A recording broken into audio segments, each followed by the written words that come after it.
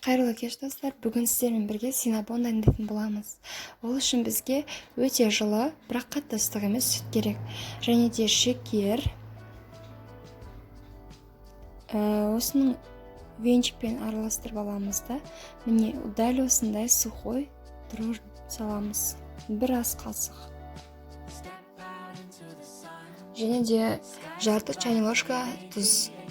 Бәрін венчикпен араластырамыз.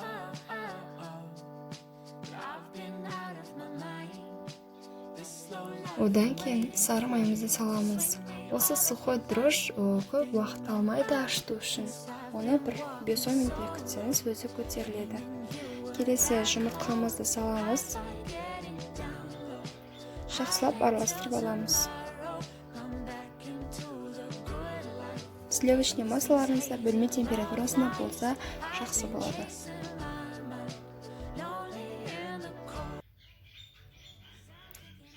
Ендігі кезекте осылай өлшеп қойдым ұнымды. Енді осыны илек немесе жаңағыдай ситамен өткізіп салыңыздар. Сол кезде ұнның арасында ауа өтіп жақсы көтерілетін болады. Міне.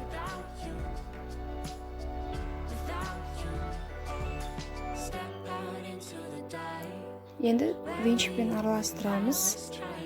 Оның бәрін салмаңыздар. Осылай венчикпен араластырып,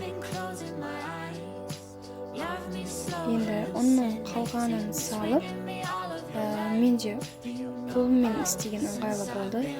Егер сіздерде де солай болса, сіздер де қолдарыңызбен араластырып, өте жұмсақ қамыр илеп шығыңыздар.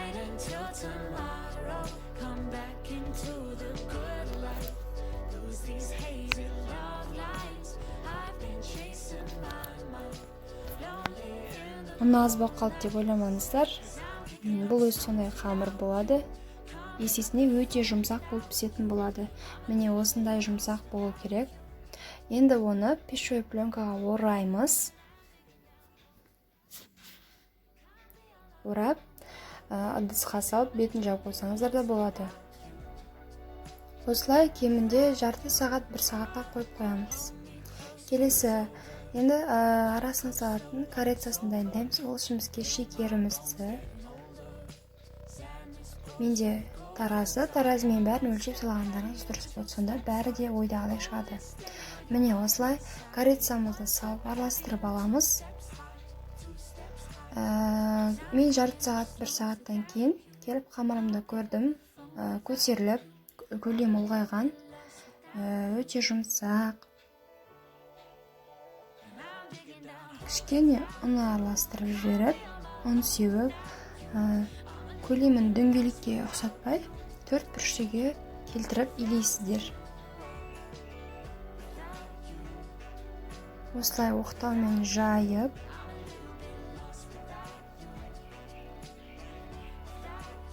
қатты жұқа қылып жібермеңіздер.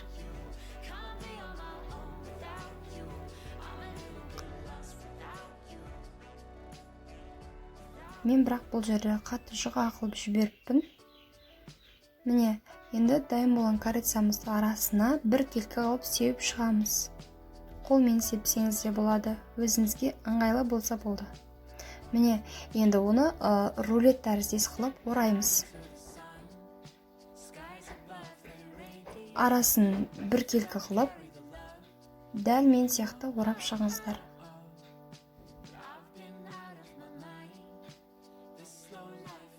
Қамырды осылай орағаннан кейін қатты созудың да қажеті жоқ.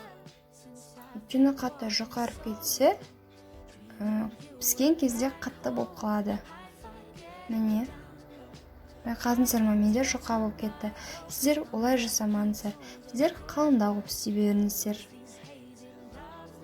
Міне осылай жіптің көмегімен бәрін бір келкі алып кесіп аламыз. Бұдан да кішілеу қылып кессеңіздер болады.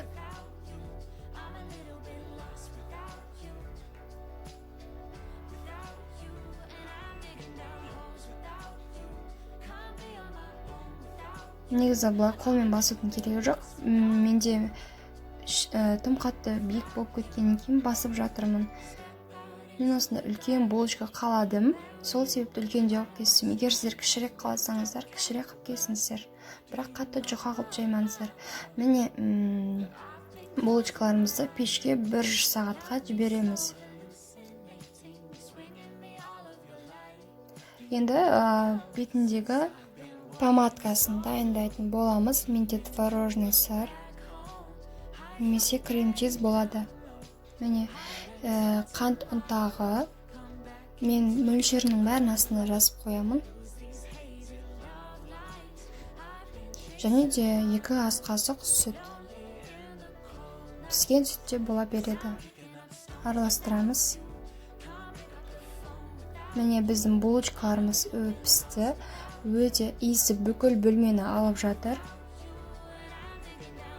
Шынында да корицаның иісі өте ерекше, және дәмі де өте ерекше болады.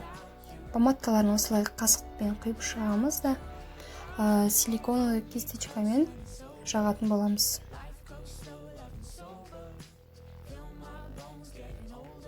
Жағып болғаннан кейін кемінде 1 сағат, 1,5 сағаттай тұрса, өте жақсы сіңеді. Және де булочка піскен кезде бірден осы помадкасын жаққан жөн, ыстық күйінде жақсы сіңеді. Міне көріп тұрғандарыңыздай жағып шықсаңыздар болады. Байқап тұрғандарыңыздай менің булочкаларым өте ыстық болғаннан кейін помадкалар ағып жатыр. 1 сағатқа қойып қоямыз. Міне біздің булочкаларымыз дайын. Иісі де дәмі де өте ерекше. Дайындап көріңіздер. Ұнатса лайк басып, пікір жаза кетіңіздер.